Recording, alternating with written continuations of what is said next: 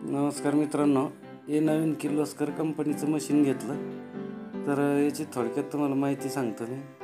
याला हे जे दिलं हँडल हे खालीवर करायचं आहे आणि आपण ॲडजस्टमेंटनुसार याची कमी जादा हाईट करू शकतो हँडलची. आणि हा याला रिवर्स दिलेला आहे. आपण हा पाठीमागे घेतला तो गिअर की हे मशीन रिवर्स चालतं आणि समोर टाकलं की फॉरवर्ड चालतं. अशा पद्धतीने हे आजूबाजूचा दिसतो हा त्याचा डिप्रेशन लॉक म्हणता येईल. हा पाठीमागे ओढला म्हणजे मशीन असं स्ट्रेट चालणार, सरळ. ते असं इकडे तिकडे वाकडं होणार नाही. त्यानंतर याला हा जो लाल पट्टी दिसते तर हे याचं सेन्सर आहे. हे जर समजा आपल्या हातातून सुटलं, समजा एखाद्या वेळेस आपण काम करत असताना काही अपघात झाला आणि ते मशीन हातातून सुटलं तर तो सेन्सर हातातून सटकतो. तो सटकला म्हणजे मशीन बंद होतं.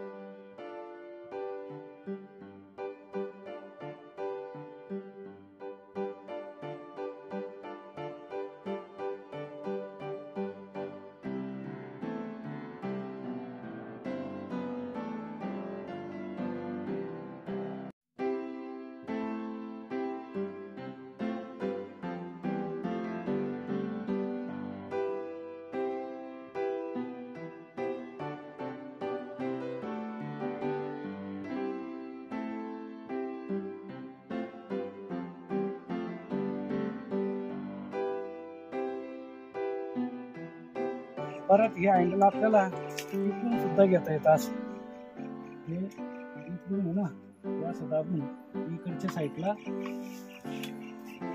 घेता येतं, पण ते त्याच्यावर नाही, हे याच्यावर. हा जो क्लच दिसतो हा दाबला की मशीन हँडल इकडे होतं.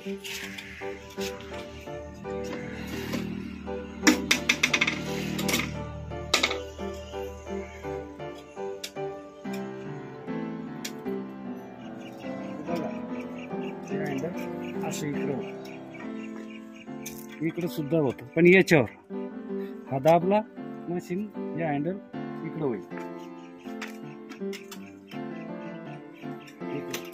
पण आपल्याला हे करत असताना काळजी ही घ्यायची की वायर बघायची, वायराच्या साईडलाच ते इकडे होईल, ते तिकडून होणार नाही.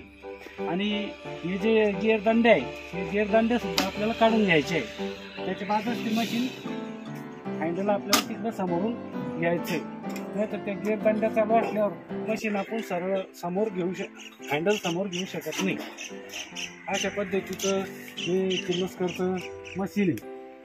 आणि हा त्याला नॉब दिलेला आहे. जर एखाद्या वेळेस डिझेल संपलं आणि त्यानं ती एअर पकडला तर आपण हा खोलून त्याचे पंप करायचे, 5-6 वेळेस हार्ड होईपर्यंत पंप करायचे, मग हे क्लिअर होतं. आणि मशीन स्टार्ट करत असताना आपल्याला हा चॉप दाबायचा आहे. हा चॉप दिल्याच्या नंतर हा असा दाबून द्यायचा आहे आणि ही दोरी ओढायची, त्यावेळेस मशीन स्टार्ट होते. हा जर कधी चॉप असा असला मशीन चालू होणार नाही.